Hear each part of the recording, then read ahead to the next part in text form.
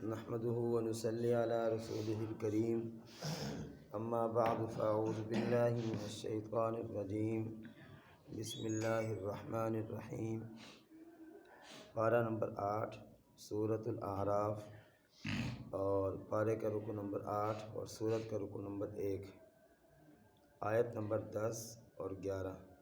بسم اللہ الرحمن الرحیم۔ بسم اللہ الرحمن الرحیم۔ وَلَقَدْ مَكَّنَّاكُمْ فِي الْأَرْضِ وَجَعَلْنَا لَكُمْ فِيهَا مَعَايِشَ قَلِيلًا مَا تَشْكُرُونَ۔ وَلَقَدْ خَلَقْنَاكُمْ ثُمَّ صَوَّرْنَاكُمْ ثُمَّ قُلْنَا لِلْمَلَائِكَةِ اسْجُدُوا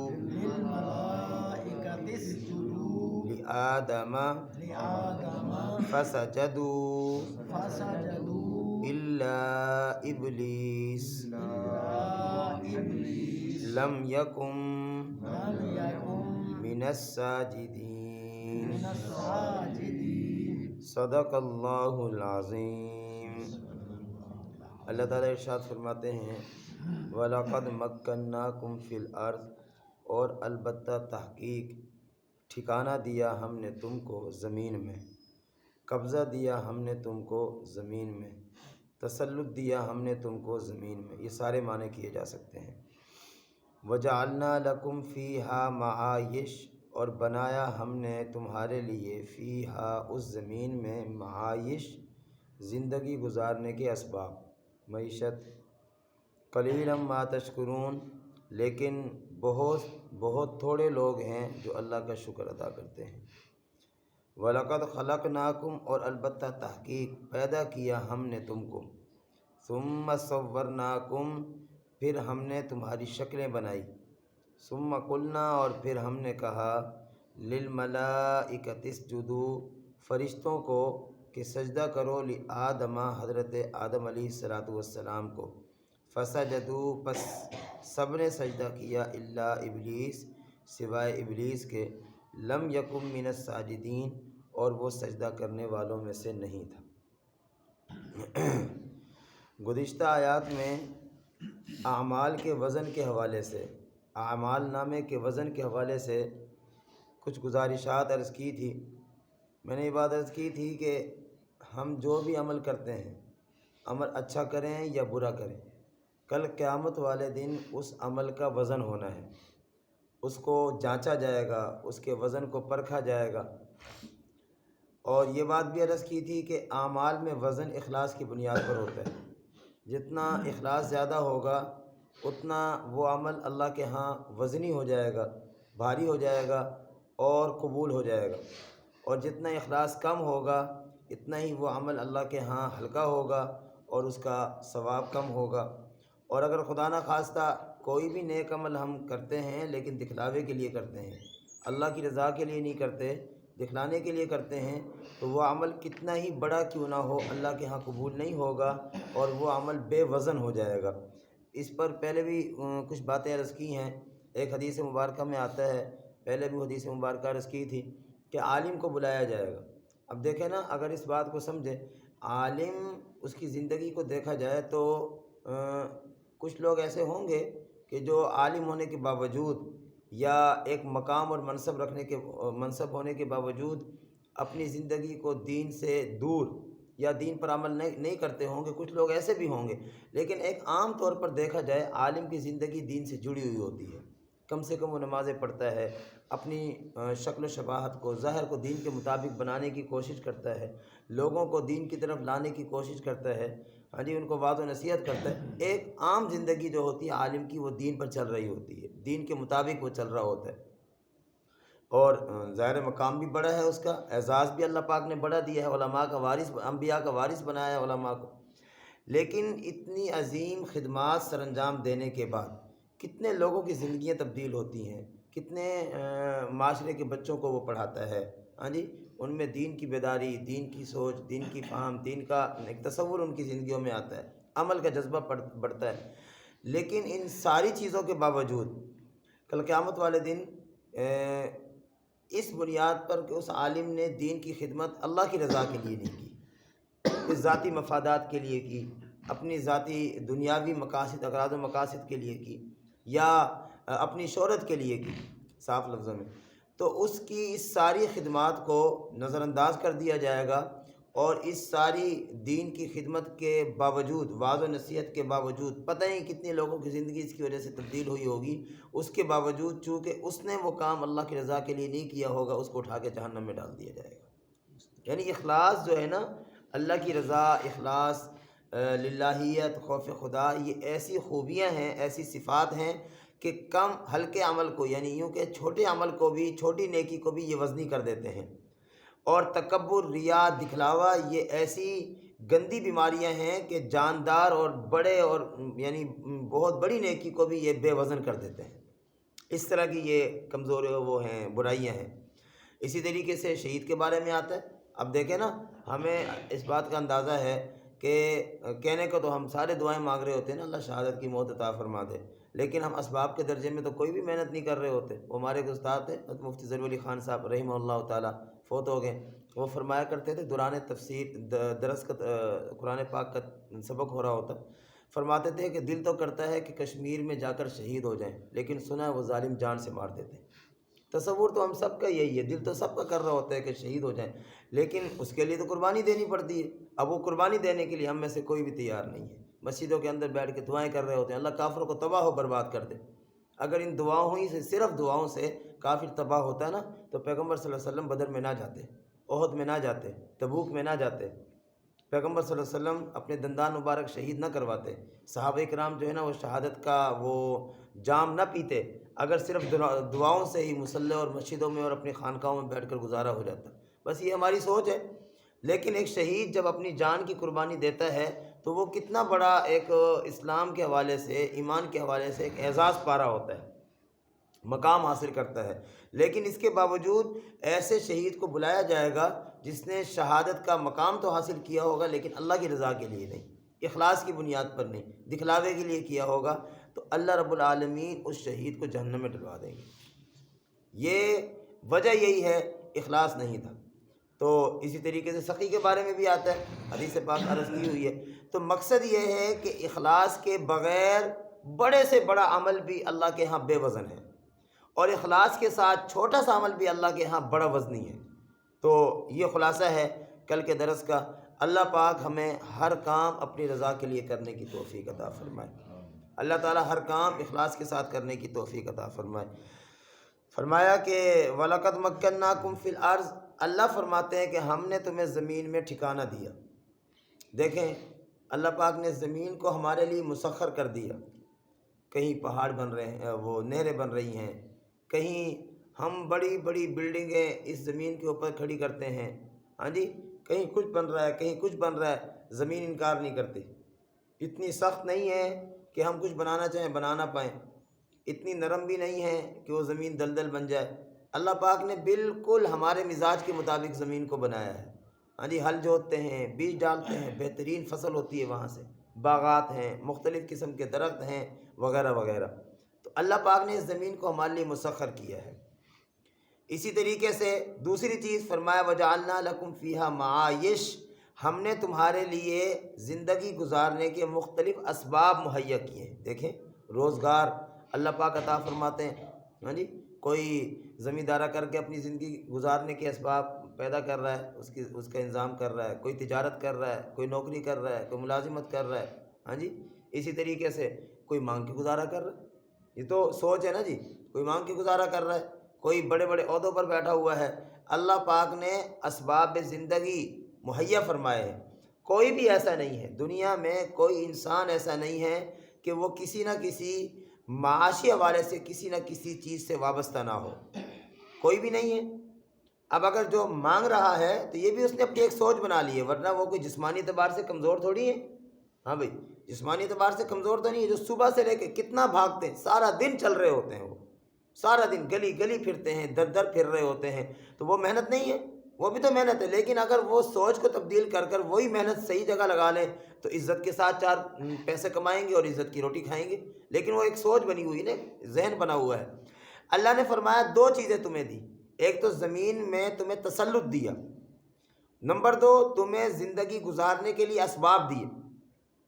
اگر یہ دونوں چیزیں صحیح طرح جائز طریقے سے استعمال ہوں تو دنیا بہت خوبصورت بن جائے، دنیا پرامن ہو جائے، دنیا امن کا گہوارہ بن جائے۔ اللہ نے اقتدار دیا، اقتدار کو جائز طریقے سے استعمال کیا جائے۔ ہر آدمی حاکم ہے، ہر آدمی حاکم ہے، کوئی ملک کا حاکم ہے، کوئی صوبے کا حاکم ہے، ہاں جی، کوئی ضلع کا حاکم ہے، کوئی کسی ادارے کا حاکم ہے، ورنہ گھر کے حاکم تو ہے نا، اپنے 5 مرلے کے 10 مرلے کے 7 8 10 افراد پر ہم حاکم ہیں۔ ہر آدمی تقریباً حاکم ہے، اور جو حاکم ہے اللہ نے اس کو اقتدار دیا ہے۔ اب وہ اقتدار کو جائز کاموں میں استعمال کرتا ہے، ناجائز کاموں میں استعمال کرتا ہے، اقتدار کو ظلم زیادتی کے لیے استعمال کرتا ہے یا اس اقتدار کو انصاف مہیا کرنے کے لیے استعمال کرتا ہے، یہ تو انسان کی اپنی کوشش ہے نا، اپنی کاوش ہے۔ کوشش کریں گے، کاوش کریں گے، جس چیز میں لگیں گے اللہ کامیاب فرما دیں گے۔ اور نمبر 2، اللہ نے پیسہ دے دیا ہے، ہاں جی، معاشی طور پر مضبوط کر دیا ہے۔ اب یہ انسان کا اپنا اختیار ہے کہ انسان اس پیسے کو جائز جگہ استعمال کرے، ناجائز جگہ استعمال کرے۔ ہاں جی، 20 ہزار، میں تو ایک دن سن کے حیران ہو گیا، 20 ہزار کے تیتر خریدتے ہیں بابا۔ شوق دیکھیں، یہ بھی کوئی شوق ہے؟ اور رونا کس چیز کا روتے ہیں؟ غریب ہے جی، ہے ہی کچھ نہیں کھانے کے لیے۔ ارے بابا 30,000 روپے کا 20,000 کا تیتر خریدا ہوا ہے، 50,000 کے موبائل جیب میں ڈالے ہوئے، پھر بھی کہتے ہیں غریب ہیں۔ اور پہلے وہ ایک موبائل ہوتا تھا گھر میں، ایک ہی موبائل، وہ بھی نہیں ہوتا تھا، محلے میں ایک پی ٹی سیل ہوا کرتا تھا، ہاں جی، سارے محلے کے فون اس پر آیا کرتے تھے، وہیں سے فون کرتے تھے، گزارا تو وہاں بھی ہو رہا ہوتا تھا۔ اور اب تو اگر ایک اور فیشن آ گیا، وہ اتنا بڑا چھتر الگ رکھیں گے جیب میں، اور ایک چھوٹا سا جو ہے نا وہ الگ رکھیں گے، کال کرنے کے لیے وہ چھوٹا والا موبائل اور کھیلنے کے لیے وہ 50,000 1,00,000 روپے کے موبائل الگ۔ یہ کیا ہے؟ غریب ہیں ہم لوگ، کدھر کے غریب ہیں؟ ہم نے غربت کے نام کو استعمال کیا ہے، ہم اس کو استعمال کرتے ہیں۔ اگر گھر میں 5 افراد ہیں تو 5 موبائل ہیں، ہر موبائل میں پیکج بھی لگتا ہے، ہر موبائل میں بیلنس بھی ڈلتا ہے، 2 سمیں بھی ڈل رہی ہیں، تو اس میں پیسہ نہیں لگتا۔ آپ صرف موبائل کو جمع کریں تو لاکھوں کے تو وہ بنتے ہیں جو گھروں میں ہیں، لیکن پھر بھی ہم کہتے ہیں غریب ہیں۔ غریب کوئی بھی نہیں ہے۔ اللہ پاک نے، میں یہ جملہ اکثر کہتا ہوں، ہماری ضرورت سے زیادہ ہمیں دیا ہے، ہماری اوقات سے بڑھ کر ہمیں دیا ہے۔ اور یار عمر فاروق رضی اللہ تعالیٰ عنہ کے وجود پر جو کپڑا تھا، لباس تھا، اس پہ 22 پیون لگے ہوئے تھے، انہوں نے تو نہیں کہا میں غریب ہوں۔ ہاں جی، وہ تو امیر المومنین ہیں، بیت المقدس کو فتح کرنے کے لیے جا رہے ہیں، جوتا ٹوٹا ہوا ہے، ایک ہاتھ میں جوتا اٹھایا ہوا ہے، غلام جو ہے نا وہ سواری پہ سوار ہے، نکیل جو ہے نا امیر المومنین نے پکڑی، وہ تو نہیں کہتے میں غریب ہوں۔ وہ امیر المومنین 2 سواری نہیں لے سکتے تھے؟ کیا خیال ہے؟ اور 2 سواری ان کا حق نہیں بنتا تھا؟ ایک پر خود سوار ہوتے، ایک پر غلام سوار ہوتا، کیا ان کا حق نہیں تھا یہ؟ یا وہ اچھا لباس نہیں پہن سکتے تھے؟ ایک شاہانہ سواری نہیں بنا سکتے تھے؟ سب کچھ کر سکتے تھے، اور جائز بھی تھا، کوئی ناجائز تو نہیں تھا، لیکن انہوں نے نہیں کیا، اور یہ نہیں کہا کہ میں غریب ہوں۔ اور ہمارے وجود، ہم سب میں سے جتنے لوگ ہمارے کپڑوں میں سے بتائیں کس کے کپڑے میں پیوند لگا ہوا ہے؟ کس کے کپڑے میں پیوند؟ عالی شان کپڑے، ہر چیز اچھی، گرمی کے الگ کپڑے، سردی کے الگ کپڑے۔ اب جب سردیاں ختم ہوں گی تو آپ ذرا اپنے وہ کپڑے جو ہماری گھر کی مستورات اٹھا کے رکھیں گی، اس کی گٹری دیکھنا اتنے بڑی ہوگی۔ یہ کیا ہے؟ یہ سردیوں کے کپڑے۔ اب کیا ہوگا؟ اب گرمی کے کپڑے نکلیں گے، یہ رکھ دیے جائیں گے۔ ان حضرات کو تو یہ مزاج نہیں تھا، وہ تو ایک ٹائم کھاتے تھے، دوسرے ٹائم شکر کرتے تھے۔ ہاں جی، وہ 7 کھجوریں کھا کے پانی پی کے اللہ کا شکر کرتے تھے، وہ 1 کھجور کھا کر پانی پی کے اللہ کا شکر کرتے تھے۔ اس صحابی سے پوچھا کہ 1 کھجور سے کیا ہوتا ہے؟ اس نے کہا جب وہ بھی نہ رہی تو ہمیں اسے 1 کی قدر ہوئی۔ سمجھ آ گئی ہے؟ ستو پھانکا پانی بھی الحمدللہ، اور ہم 4 روٹی کھا جاتے ہیں، ڈکار بھی نہیں لیتے۔ اللہ کا شکر ادا کرنا تو دور کی بات ہے۔ جب سامنے دسترخوان بچھا ہوتا ہے، 4 قسم کے کھانے رکھے ہوتے ہیں، فریج دیکھو وہ بھرے ہوئے، بھئی کہاں ہے غریب ہم؟ اس لیے یہ لفظ غربت ہے نا، یہ ناشکری کا جملہ ہے، یہ نہ بولا کریں۔ کوئی بھی غریب نہیں ہے، میری ضرورت سچی بات ہے 2 کمروں سے پوری ہوتی، میں کیوں بناتا ہوں 3 منزلہ؟ ساری زندگی کی جمع پونجی ادھر لگا دی، لگانے کے بعد اب پریشان بیٹھے ہیں کہ پورے نہیں ہو رہا. بھائی کیوں لگائی آپ نے؟ اس لیے کوئی بھی غریب نہیں ہے. اللہ فرماتے ہیں وَلَقَدْ مَكَّنَّاكُمْ فِي الْأَرْضِ، ہم نے تمہیں زمین میں اقتدار دیا، ہم نے تمہیں زمین میں حاکم بنایا، ہم نے تمہیں زمین پر تسلط دیا، ہم نے تمہیں اب خطہ زمین حاصل کرنے کے لیے خون چوس رہے ہیں، نچوڑ رہے ہیں. ہاں جی، اپنا بھائی، سگا بھائی کا خون اس لیے نچوڑ رہا ہے کہ مجھے حصہ مل جائے. یہ سارا بھائی بہن کو اس لیے مار رہا ہے کہ اس کا حصہ مجھے مل جائے. تو کیا کریں گے اس کا؟ پہلے کم ہے تو ہم کون سا زمیندار جو زیادہ بڑا زمیندار ہے، ہم روٹی کھاتے ہیں دال کے ساتھ، مثال کے طور پر ہم روٹی کھاتے ہیں سبزی کے ساتھ، ہم روٹی کھاتے ہیں جناب گوشت کے ساتھ. وہ بڑا لینڈ لارڈ ہے، ملک ہے، خان ہے، سردار ہے، وہ روٹی کھاتا ہو سونے کے ساتھ، وہ روٹی کھاتا ہو ہرن کے گوشت کے ساتھ. وہی کچھ کھانا ہے جو ہم کھاتے ہیں، اور جو ہمارے ساتھ اس کھانے کے بعد ہوتا ہے وہی اس کے ساتھ ہوتا ہے. لیکن وہ بیچارہ روٹی کے بعد ایک تھپا دوائی کا کھاتا ہے. حرام کھا کے لوگوں کا خون نچوڑ کے جب ہم مال کھائیں گے تو وہ مال ہمارے لیے وجود کے اندر بیماری، کیڑے پیدا کرے گا وجود ہمارے وجود کے اندر. ہمیں اس کا احساس ہی نہیں ہوگا، پھر ڈاکٹر کے پاس بھاگتے ہیں. سکون کی زندگی نہیں ہے. اللہ فرماتے ہیں کہ زمین پر اقتدار دیا ہے اور زندگی گزارنے کے لیے اسباب دیے ہیں. سمجھ آ گئی ہے؟ مجھے نا ابو جی اکثر ہمیں بتلایا کرتے تھے رحمہ اللہ تعالیٰ، 1982 میں وہ فرمایا، مسجد میں ان کو امامت ملی کراچی میں 1982 میں 800 روپے تنخواہ. 800 روپے تنخواہ. یہ باتیں اگر سمجھے تو بہت کچھ ہیں. 2010 میں وہاں سے چھوڑ کر آئے تو آخری تنخواہ 7,150 روپے تھی. 28 سال. اور اب اگر ہم اس زندگی کے روئیں یار، اس زندگی میں مہنگائی نہیں تھی، یہ تھا وہ تھا، گھی اس حساب سے ملتا تھا. ہم عام طور پہ مثالیں دیتے ہیں نا، گھی اس حساب سے ملتا تھا، گندم اس حساب سے ملتی تھی. ارے بابا تنخواہ بھی تو 7,000 تھی. ہماری تنخواہ تو اس کے مقابلے میں 4 گنا زیادہ ہے. اگر مثال کے طور پہ اس وقت گھی ملتا تھا مثال کے طور پہ 50 روپے کلو، آج اگر 300 مل گیا ہے، 300 ہو گیا ہے، تو اس وقت جو تنخواہ تھی آج ہماری تنخواہیں سے 4 گنا زیادہ ہوگی. کدھر ہے مہنگائی؟ ہماری آمدنیاں کتنی ہیں؟ اللہ فرماتے ہیں زندگی گزارنے کے لیے اسباب، لیکن شکوہ کیا اللہ پاک نے. سارا کچھ دیا میں نے، اب ہونا تو یہ چاہیے تھا. اللہ تیرا شکر ہے، الحمدللہ علی کل حال، اللہ ہر حال میں تیرا شکر ہے. راضی برضا رہ، مزہ دیکھ، دنیا میں رہ کر جنت کی فضا دیکھ. اللہ کی رضا میں بندہ راضی رہے، پھر دیکھیں کتنا مزہ آتا ہے. انسان دنیا میں رہے گا لیکن ایسا لگے گا اس کے لیے وہ دنیا جنت ہے. لیکن چونکہ خواہشات تو پوری نہیں ہوتی انسان کی، وہ اندر والا وہ طلب والا، یہ بھی ہو یہ بھی ہو یہ بھی ہو، تو یہ تو بادشاہوں کا بھی نہیں پورا ہوتا. وہ تو ایک ملک کے حاکم بن جائے کہتے ہیں دوسرا بھی ہو، وہ تو 2 کے حاکم بن جائے کہ تیسرا بھی ہو. ایک انسان بڑی سی دکان بنا کے کہتا ہے نہیں اب اس کی ایک برانچ چوک اعظم میں بھی ہو، 1 کروڑ میں بھی ہو. ہمارے تو یہ حالات بنے ہوئے ہیں. اگر 10 کلے اللہ پاک نے دیے ہیں، اب جی 15 ہو جائیں. لیکن کبھی بھی یہ نہیں سوچا اگر آدھا پارہ تلاوت کرتا ہوں چلو آج 1 کر لوں، اگر میں 10 رکعتیں دن میں پڑھتا ہوں چلو آج 15 پڑھ لوں، اگر میں 2 تسبیح پڑھتا ہوں چلو آج 3 پڑھ لوں. ان چیزوں میں ترقی نہیں کرنی، ادھر ترقی کرنی ہے کہ سانس نکلے گا سب کچھ یہاں دھرا رہ جائے گا، اگلے 5 گز کا کفن دے کے کہیں گے جاؤ میاں. اللہ فرماتے ہیں قلیلا ما تشکرون، تھوڑے سے لوگ ہیں جو شکر کرتے ہیں.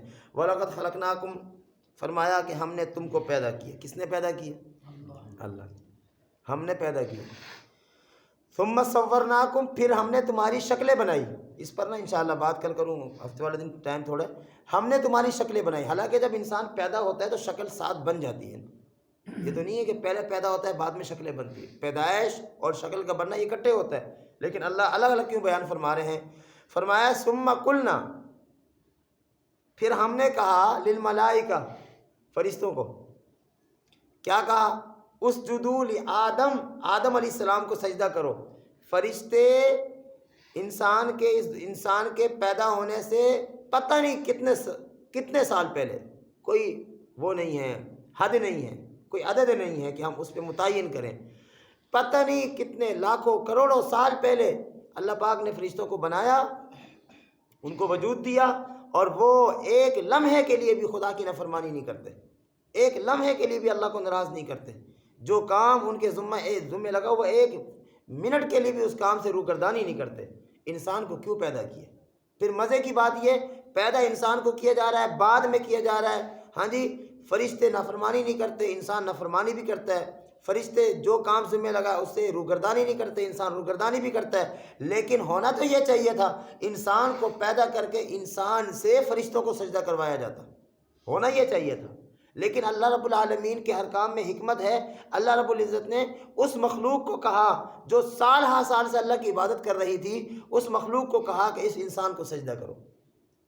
مسجود ملائکہ بنایا، ہمارے جد امجد ہمارے ابا جان کو اللہ پاک نے مسجود ملائکہ بنایا، انسان کو عزت عطا فرمائی۔ بھائی کیوں؟ وہ کیوں عزت عطا فرمائی اللہ پاک نے؟ اس لیے عطا فرمائی تھی کہ انسان اللہ کی نافرمانی کرے گا، اس لیے عطا فرمائی تھی اللہ کو بھول جائے گا، اس لیے عطا فرمائی تھی کہ صبح سے لے کے شام تک پیسہ کمانے کی مشین بنے گا، اس لیے نہیں، ہرگز نہیں۔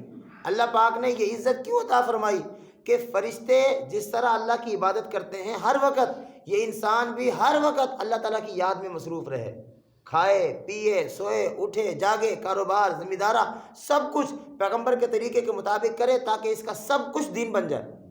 مقصد تو یہ تھا، لیکن اللہ پاک نے یہ مقام دیا، ہم نے اس مقام کا کیا لحاظ کیا؟ ہم نے اس مقام کا کیا لحاظ کیا؟ ڈاکٹر لباس پہن کے جاتا ہے، اپنی وردی پہن کے جاتا ہے، ہاں جی، وکیل کوٹ پہنتا ہے، سمجھ آ گئی ہے، پولیس والا لباس وردی پہنتا ہے، اسکول کا بچہ یونیفارم پہن کے جاتا ہے، اس کو پتہ ہے کہ میں اسکول کا طالب علم ہوں، یہ میرے اس نظام کا حصہ ہے، ہاں جی۔ لیکن مسلمان کو نہیں پتہ، مسلمان کو نہیں پتہ کہ یار میں مسلمان ہوں، یہ میرے دین کا حصہ ہے، یہ فلاں چیز میرے دین کا حصہ ہے، یہ فلاں چیز میرے دین کا حصہ ہے، نہیں۔ اس لیے اللہ فرماتے ہیں وَلَقَدْ خَلَقْنَاكُمْ، پیدا ہم نے تم کو کیا، ہم نے کیا ہے، اللہ ہی کرتے ہیں، اللہ کے علاوہ کوئی نہیں کرتا۔ اور پیدا کرنے کے بعد کتنی خوبصورت شکلیں بنائی ہیں اللہ پاک نے، وجود دیا ہے۔ اور پھر تیسرے نمبر پر مسجود ملائکہ بنایا، اور سارے فرشتوں نے آدم علیہ السلام کو سجدہ کیا، فرمایا کہ فَسَجَدُوا إِلَّا إِبْلِيسَ، لیکن ابلیس نے سجدہ نہیں کیا، اور سجدہ نہیں کیا لم یکن من الساجدین، اور وہ سجدہ کرنے والوں میں تھا ہی نہیں۔ باقی اس کی تفصیل آئندہ۔ اللہ تعالی ہمیں سمجھنے کی اور عمل کرنے کی توفیق عطا فرمائے۔